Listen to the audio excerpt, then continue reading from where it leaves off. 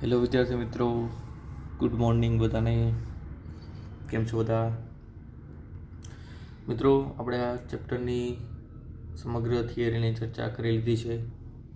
ત્યારબાદ હવે જે સ્વાધ્યાય તેમજ લગભગ ઉદાહરણના દાખલા તો કોઈ બાકી નથી રહેતા, પરંતુ સ્વાધ્યાયના જે બાકી દાખલાઓ છે, નવી થિયરીઓ છે વિખંડનને અનુરૂપ, અને અમુક રેડિયોએક્ટિવ ક્ષયના અને અર્ધાવર્તકાળ જીવનકાળના દાખલાઓ જે બાકી છે એની ચર્ચા આપણે હવે સ્ટાર્ટ કરવાની છે. તો સૌપ્રથમ આપણે ચર્ચા કરીશું મિત્રો રેડિયોએક્ટિવ ક્ષયના નિયમ માટેના સૂત્રો, પછી ક્ષય નિયતાંકનો વિષય શું છે, સરેરાશ જીવનકાળ શું છે, અર્ધ જીવનકાળ શું છે, એના સૂત્ર ફરીવાર એકવાર યાદ કરી લે, જેથી આપણને કોઈ પણ જાતનો પ્રોબ્લેમ ન થાય દાખલાની અંદર. એમાં સૌપ્રથમ આપણે રેડિયોએક્ટિવ ક્ષયના નિયમની અંદર વાત કરેલી હતી કે કોઈ પણ પરમાણુમાંથી જો કોઈ તત્વમાંથી ક્ષય થતો હોય તો એકમ સમયમાં ક્ષય પામતા અથવા તો વિભંજન પામતા ન્યુક્લિયસની સંખ્યા એ તે સમયે તે નમૂનામાં રહેલા અવિભંજિત ન્યુક્લિયસની સંખ્યાના સમપ્રમાણમાં હોય છે. આવી ચર્ચા આપણે નિયમની અંદર કરેલી હતી. અને એમાં આપણે એમ પણ જોયું હતું કે delta n by delta t ચાલે છે. એના એટલે પહેલું સૂત્ર આપણે આવું જોયું હતું કે ક્ષયના નિયમની અંદર delta n by delta t ચાલે છે એન. આ છે અવિભજિત ન્યુક્લિયસની સંખ્યા, આ છે વિભજન પામતા ન્યુક્લિયસની સંખ્યા. ત્યારબાદ આના ઉપરથી આપણે આવું પણ તાડ્યું હતું, ચાલે છે કાઢી નાખીએ, dn by dt is equal to minus lambda into n. માઇનસ કેમ આવે છે એ પણ આપણે જાણીએ છીએ. ક્લિયર? ફેરફાર ધન અથવા ઋણ હોઈ શકે, એટલા માટે શું આવે છે આગળ? ઋણ છે. જેમ જેમ પસાર થાય, જેમ જેમ સમય પસાર થશે એમ બચેલા ન્યુક્લિયસ સંખ્યા ઘટે છે, એટલા માટે પણ અહીં તમે ઋણ લઈ શકશો. ક્લિયર? અને ડીએન બાય ડીટી છે મિત્રો, એને જ રેડિયો એક્ટિવિટી કહેવાય છે. આઈ અથવા તો આર વડે દર્શાવાય છે. Dn by dt is equal to lambda n. Clear? ત્યારબાદ ધારો કે આપણે એવું વિચાર્યું હતું કે ટી બરાબર 0 સમયે અવિભંજિત ન્યુક્લિયસની સંખ્યા N0 છે.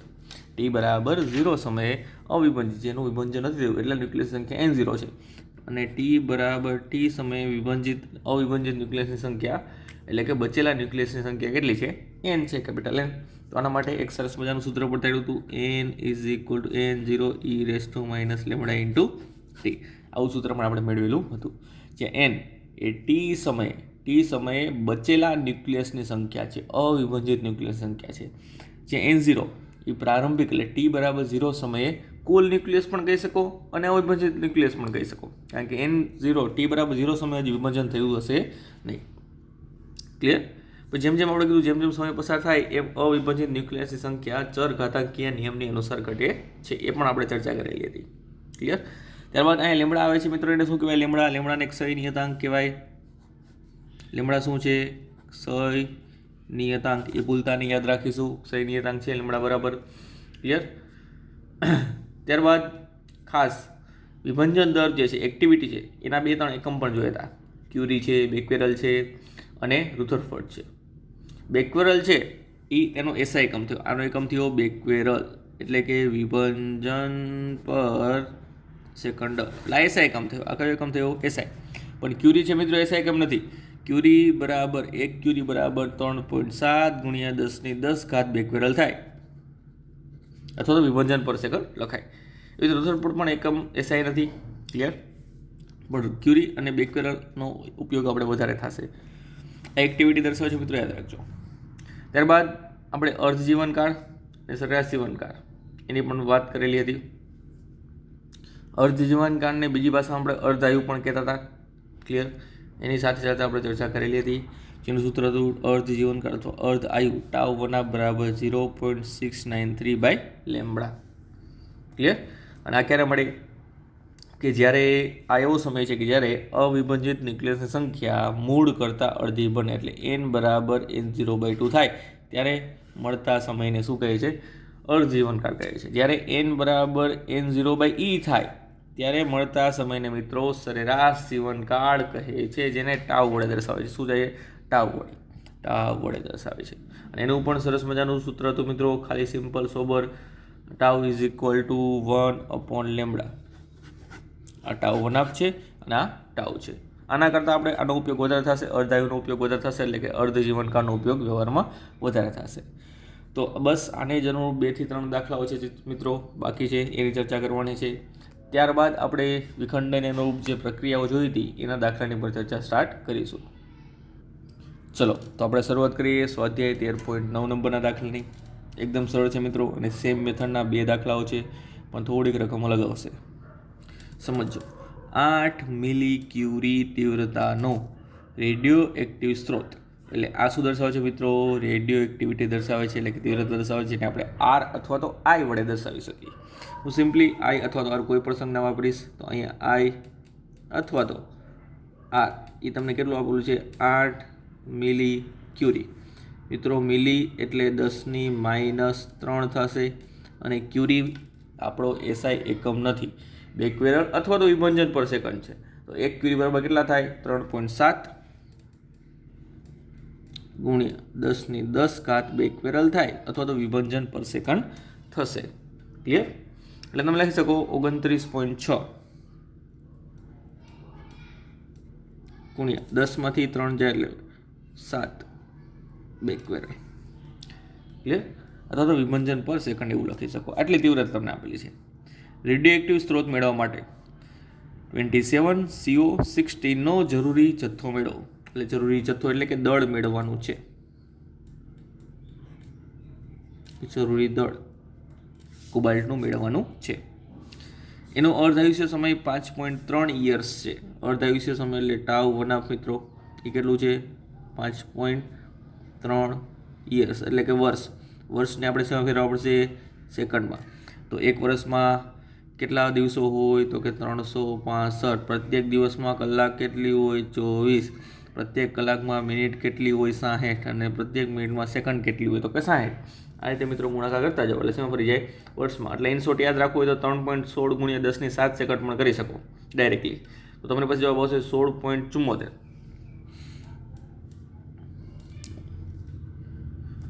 અથવા તો 1.67 પણ લખી શકો. 1.67 ઇન્ટુ 10⁸ સેકન્ડ.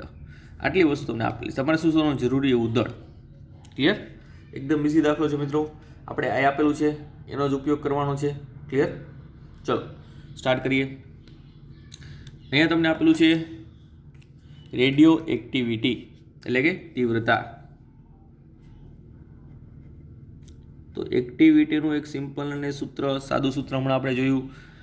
આઈ અથવા તો આર કોઈ પણ વાપરી શકો. Is equal to lambda into n. Lambda into n. Clear? પહેલાં આપણે એન શોધીશું, પરમાણુની સંખ્યા. પરમાણુની સંખ્યા ઉપરથી આપણે શું શોધીશું? દળ શોધીશું.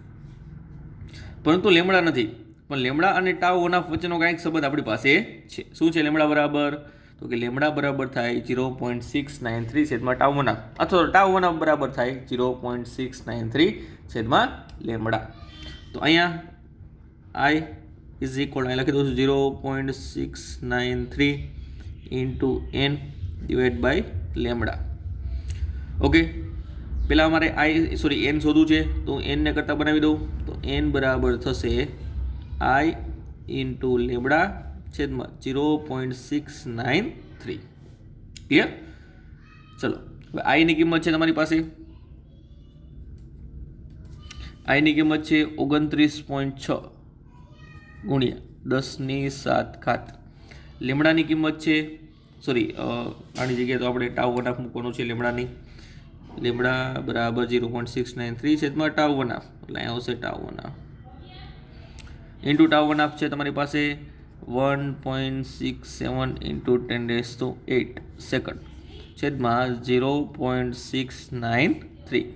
એટલે તમને પરમાણુની સંખ્યા મળશે. કુલ પરમાણુની સંખ્યા કેટલી મળશે? લગભગ 7.15 ગુણ્યા 10⁻16 ગુણ્યા 10⁻16 પરમાણુઓ આપણને મળ્યા. એટલે કે આટલી એક્ટિવિટીને અનુરૂપ આટલો અર્ધાયુષ્ય ધરાવતા પરમાણુની સંખ્યા કેટલી હશે? આટલી હશે. સમજો મિત્રો, આટલી એક્ટિવિટીને અનુરૂપ આટલો અર્ધાયુષ્ય સમય ધરાવતા પરમાણુની સંખ્યા જે છે, અવિભંજિત ન્યુક્લિયસની સંખ્યા જે છે આટલી હશે. હવે આને અનુરૂપ જરૂરી દળનો જથ્થો આપણે શોધવાનો છે. વિચારીએ, કોબાલ્ટનું પરમાણુ દળાંક છે 60, એટલે કે 60 ગ્રામ વિચારી શકીએ. ક્લિયર? તો 60 ગ્રામ એટલે 1 મોલ થયું. 1 મોલમાં કેટલા પરમાણુ હોય વિચારો? તો કે ભાઈ 1 મોલમાં પરમાણુ હોય 6.023 ગુણ્યા 10⁻23 ઘાત. તો એનો મતલબ એવું થયું અહીંયા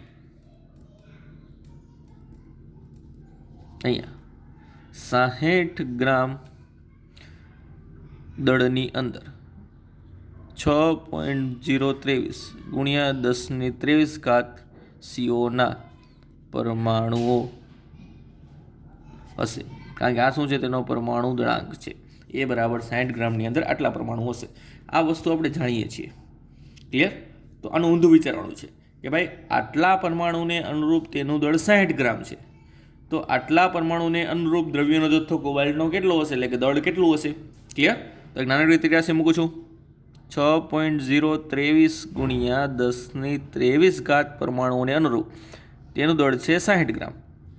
તો પછી 7.15 ગુણ્યા 10⁻16 ઘાત પરમાણુને અનુરૂપ તેનું દળ કેટલું થશે. ક્લિયર? એ ત્રિરાશી મૂકવાની છે આપણે, સાદી સિમ્પલ. તો જે જવાબ આવશે તમારે ગ્રામમાં જ આવશે. તો ધારો કે દળને આપણે એમ ધારી લઈ, તો મિત્રો એમ બરાબર થશે 7.15 ગુણ્યા 10⁻16 ગુણ્યા 60 છેદમાં 6.023 ગુણ્યા 10⁻23. ક્લિયર? મેળવો જવાબ. તો લગભગ તમારી પાસે જવાબ આવશે 7.123 ગુણ્યા 10⁻6 ગ્રામ. આટલું દળ તેની પાસે હશે. એટલે કે 8 મિલી ક્યુરી તીવ્રતાનો રેડિયો એક્ટિવ સ્ત્રોત મેળવવા માટે અને આટલો અર્ધાયુષ્ય સમય ધરાવવા માટે કોબલ્ટનો જરૂરી જથ્થો કેટલો હોવો જોઈએ? 7.123 ગુણ્યા 10⁻6 ગ્રામ છે. મિત્રો મેથડ એકવાર વ્યવસ્થિત સમજી લેજો. તમને આર આપેલો છે, દળ શોધવાનું છે, ટાઉ વનાફ આપેલું છે. તો તમે આ એક્ટિવિટીનો ઉપયોગ કરીને તમે પહેલાં પરમાણુની સંખ્યા શોધો છો અને પછી આપણે નાની ત્રિરાશી મૂકીએ છીએ એટલે દળ મળી જાય છે. ક્લિયર? હવે જો તમને આની અંદર એક્ટિવિટી શોધવાની કીધું અને દળ આપેલું હોય, તો ધારો કે તમને દળ આપેલું છે અને એક્ટિવિટી શોધવાની કીધી છે. ક્લિયર? તો શું કરીશું? સેમ પ્રોસેસ પણ ઊંધું. જે દળ આપેલું છે એના ઉપરથી પરમાણુની સંખ્યા નક્કી કરશું. પરમાણુની સંખ્યા એટલે કે n મળી જાય, લેમડા ટાઉ વનાફમાં કન્વર્ટ થઈ જાય તો આઈ મળી જાય. ક્લિયર? ફરીવાર સમજો મિત્રો, તમારે તીવ્રતા શોધવી છે. તીવ્રતા આપેલી નથી, પરંતુ તેની જગ્યાએ દળ આપેલું છે. તત્વનું નામ તો તમને આપેલું જ હશે. ક્લિયર? તો એની જગ્યાએ તેનું દળ આપેલું છે. તો દળ ઉપરથી આવી જ રીતે ત્રિરાશી મૂકીને શું શોધી શકીએ આપણે? પરમાણુની સંખ્યા એટલે કે n મળે. લેમડા તો ટાઉ વનાફમાં કન્વર્ટ થઈ જશે, એટલે આખું પદ જમણી બાજુનો તમારી પાસે હશે. ક્લિયર? તો આઈની વેલ્યુ તમને મળી શકે. તો બસ આવું જ એક ઉદાહરણ સેમ ટુ સેમ આપણે જોઈએ સ્વાધ્યાયના 13.10 નંબરનો દાખલો. સેમ રકમ છે મિત્રો, થોડુંક એવો ચેન્જીસ છે જે કીધું તો એ પ્રમાણે.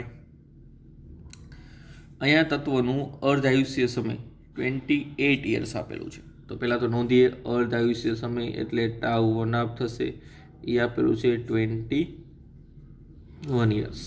ચલો સેકન્ડમાં કન્વર્ટ કરીએ તો 28 ગુણ્યા 365 દિવસ, એમાં 24 કલાક, એમાં 60 મિનિટ, એમાં 60 સેકન્ડ, એટલે સેકન્ડમાં કન્વર્ટ થઈ ગયું. તો તમારી પાસે આનો જવાબ આવશે લગભગ 8.831 ગુણ્યા 10⁸ સેકન્ડ. આટલો અર્ધાયુષ્ય સમય સેકન્ડની અંદર આપેલો છે. આ સમસ્થાનિકના દળ આપેલું છે 15 મિલીગ્રામનો વિભંજન દર કેટલો હશે, એટલે એક્ટિવિટી કેટલી હશે. તો મિત્રો અહીં દળ આપેલું છે, કેટલું દળ લેવાનું? 15 મિલીગ્રામ. મિલી એટલે કેટલી ઘાત થશે? 10⁻³ ગ્રામ. તો એના માટે તમારે એક્ટિવિટી આઈ અથવા તો આર કોઈ પણ વસ્તુ દર્શાવો એ તમારે શોધવાની છે. તો કીધું છે એ પ્રમાણે તમને અર્ધાયુષ્ય સમય આપેલો હશે, દળ આપેલો છે, પણ એક્ટિવિટી શોધવાની હશે. તો આપણી મેથડ શું રહેશે આમાં? પહેલાં દળને અનુરૂપ પરમાણુની સંખ્યા શોધી લ્યો. ક્લિયર? પછી એને અનુરૂપ એક્ટિવિટી શોધી લ્યો. તો પહેલાં પરમાણુની સંખ્યા શોધીએ આપણે.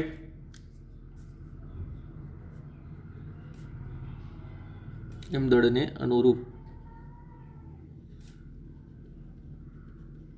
પરમાણુની સંખ્યા. આપણે ખબર છે તેનો પરમાણુ દળાંક જે છે 90 આપેલો છે. એનો મતલબ શું? 90 ગ્રામની અંદર, એટલે કે 1 મોલની અંદર, 1 મોલ દળની અંદર 1 મોલ જેટલા પરમાણુ હોય, એટલે કે 6.022 × 10⁻23 જેટલા પરમાણુ હોય. તો આપેલા દળની અંદર કેટલા પરમાણુનો સમાવેશ થશે? ચલો લખીએ.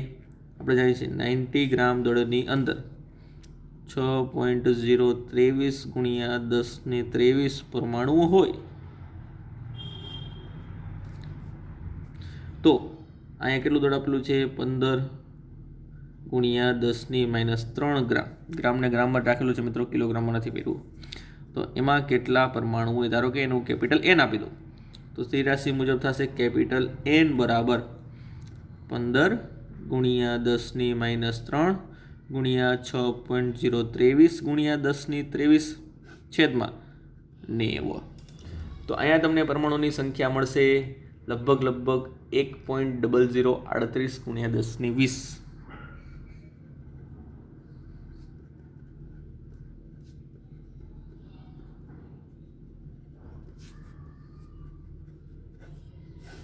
કેટલા પરમાણુ ઉમેર્યા? આટલા. હવે તો તમને ખબર છે એક્ટિવિટીનું સૂત્ર જ વાપરવાનું છે. ક્લિયર? તો હવે એક્ટિવિટી I બરાબર લેમડા ઇન્ટુ N.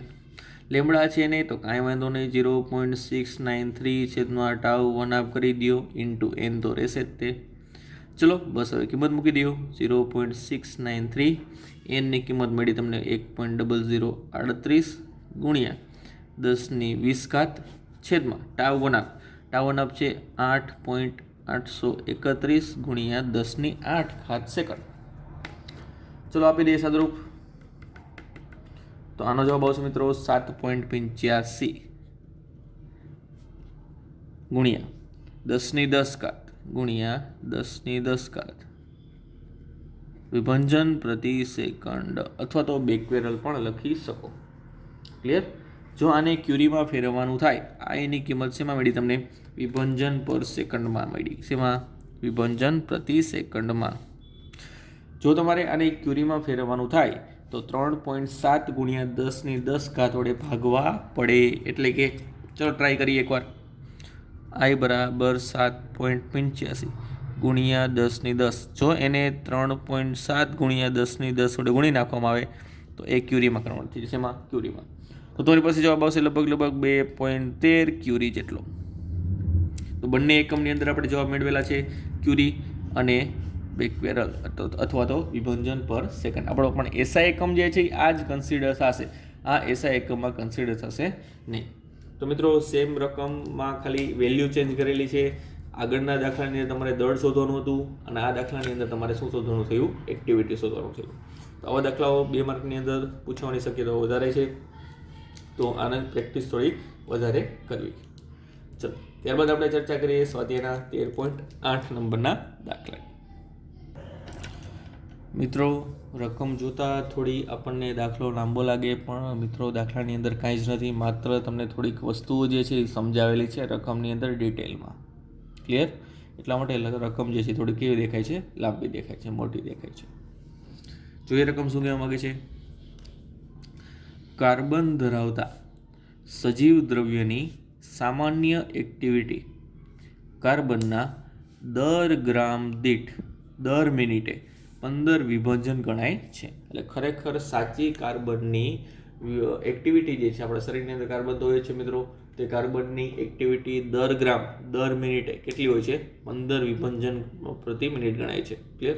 15 વિભંજન પ્રતિ મિનિટ. એટલે પ્રારંભમાં કાયદેસરની જે એક્ટિવિટી છે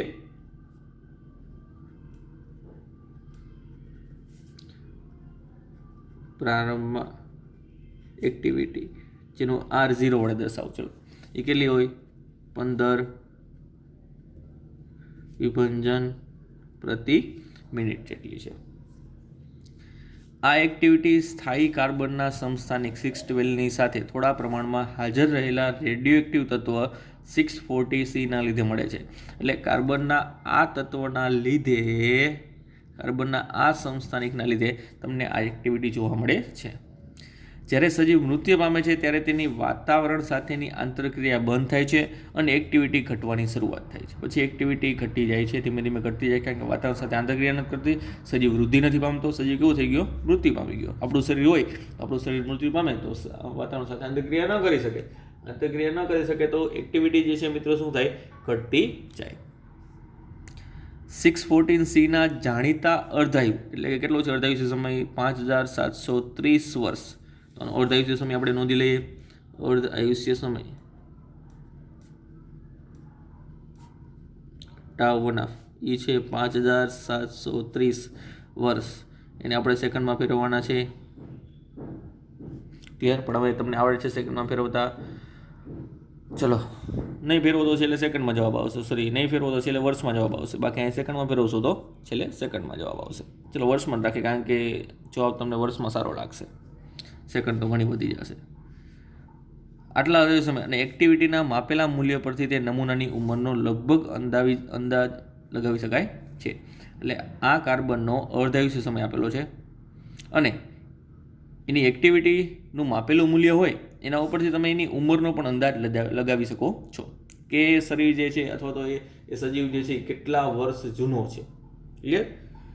તો એવું જ એક ઉદાહરણ તમને આપેલું છે. એક જૂની સંસ્કૃતિ આપેલી છે મોહેન્જો-દારો. તમે બોલિવૂડ મૂવીની અંદર પણ જોયેલું હોય. તો ધારો કે મોહેન્જો-દારોનો એક નમૂનો કાર્બનના દર ગ્રામ દીઠ દર મિનિટે નવવિભંજનની એક્ટિવિટી દર્શાવે છે. તો અંતમાં જે એક્ટિવિટી આપેલી છે એને હું આર વડે દર્શાવું. એ તમને કેટલી આપેલી છે? 9 વિભંજન પ્રતિ મિનિટ. તો સિંધુ ખીણ, આ મોહેન્જો-દારો છે મિત્રો, સિંધુ ખીણની સંસ્કૃતિ છે. એટલા માટે સિંધુ ખીણની સંસ્કૃતિની લગભગ ઉંમરનો અંદાજ મળ્યો. તો આ સંસ્કૃતિ છે એ કેટલા વર્ષ જૂની છે એ આપણે મેળવવાનું છે. એના માટે દર જે છે એ 9 વિભંજન પ્રતિ મિનિટ આપેલો છે અને કાયદેસર જે છે કાર્બનનો એ કેટલો હશે?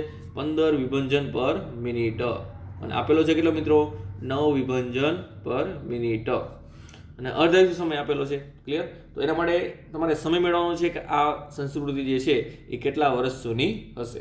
તો સિમ્પલ છે મિત્રો આ દાખલો પણ. એમાં કોઈ પણ વસ્તુ તમારે વિચારવા નથી. તમે માત્ર એક્ટિવિટીનું સૂત્ર જાણો છો. શું છે એક્ટિવિટીનું સૂત્ર?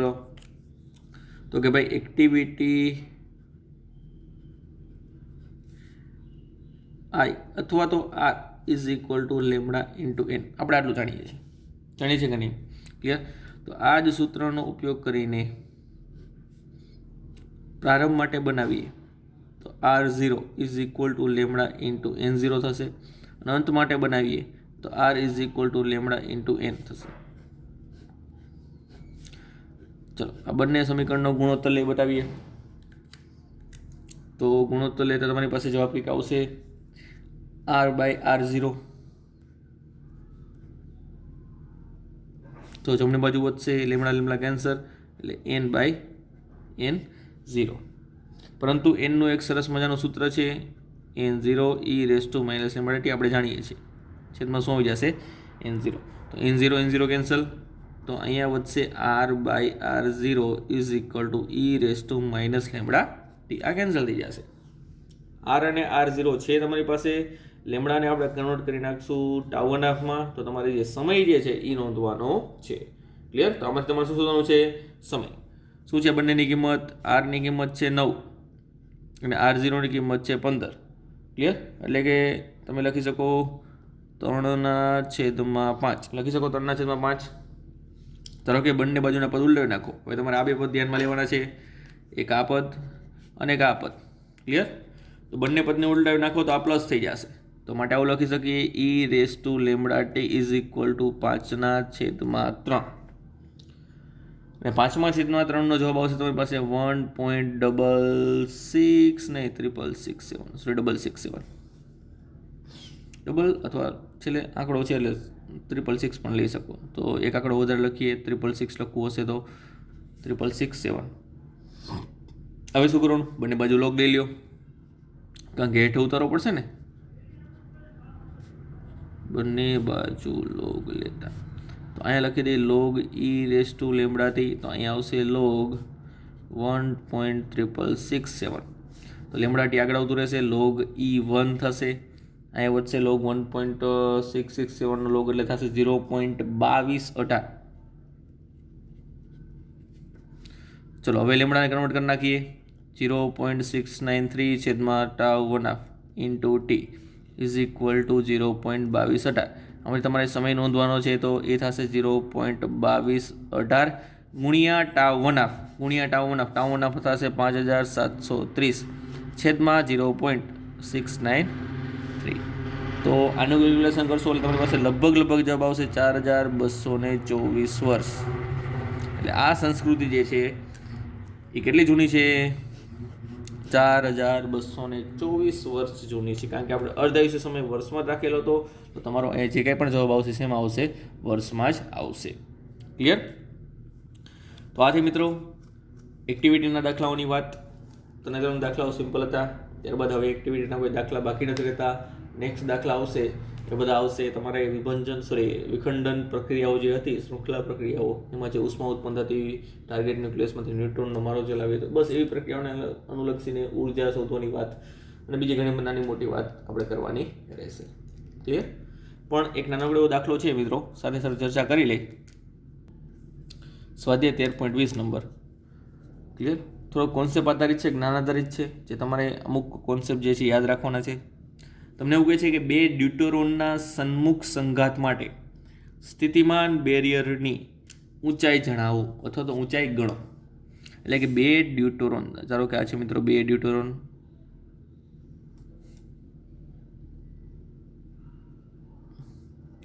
માથા સાથે માથું ભટકાય ત્યારે આ છે તેની ત્રિજ્યા. તો અહીંયાથી ત્રિજ્યા આ કેવા છે? આ છે ત્રિજ્યા. એના માટે સ્થિતિમાન બેરિયરની ઊંચાઈ ગણવાની છે. વિદ્યુત સ્થિતિમાન બેરિયરની ઊંચાઈ એટલે મિત્રો બીજું કાંઈ નહીં, સ્થિતિ ઉર્જા તમારે શોધવાની છે. સ્થિતિ ઉર્જા એટલે સ્થિતિમાન બેરિયરની ઊંચાઈ કહેવાશે. યાદ રાખજો, સ્થિતિમાન બેરિયરની ઊંચાઈ એટલે શું થાય? સ્થિતિ ઉર્જા. એના માટે હિન્ટ આપેલી છે. સ્થિતિમાન બેરિયરની ઊંચાઈ બે ડ્યુટરોન એકબીજાને સહેજ સ્પર્શે ત્યારે તેમની વચ્ચેના કુલંબ અપાકર્ષણ બળ દ્વારા અપાય છે. એટલે બંને વચ્ચે જે અપાકર્ષણ બળ થાય, અપાકર્ષણ બળ લાગે અને એને રૂપ જે સ્થિતિ ઉર્જા ઉદ્ભવે એ તમારે શોધવાની છે. તેમને 2 ફેમ્ટોમીટરની ત્રિજ્યાના સખત ગોળા ગળી શકાય. એટલે આની જે ત્રિજ્યા છે કેટલી હશે? 2 ફેમ્ટોમીટર. ત્રિજ્યા છે 2 ફેમ્ટો એટલે 10⁻15 મીટર. ક્લિયર? વિદ્યુતભાર તો આપણને ખબર છે, ડ્યુટરોન પરનો વિદ્યુતભાર એક જ પ્રોટોન એટલે પ્રોટોનના વિદ્યુતભાર જેટલો હશે. Q is equal two 1.6 × 10⁻90 coulomb. આની પાસે પણ Q, આની પાસે પણ Q. બંને વચ્ચેનું અંતર કેટલું કહેવાશે મિત્રો? હવે બંને વચ્ચેનું અંતર કેવા હશે? 2r. કેટલું કહેવાશે? 2r. તો આપણે શું શોધવાની છે? સ્થિતિ ઉર્જા શોધવાની છે. તો સ્થિતિ ઉર્જા, ડ્યુટરોનની સ્થિતિ ઉર્જા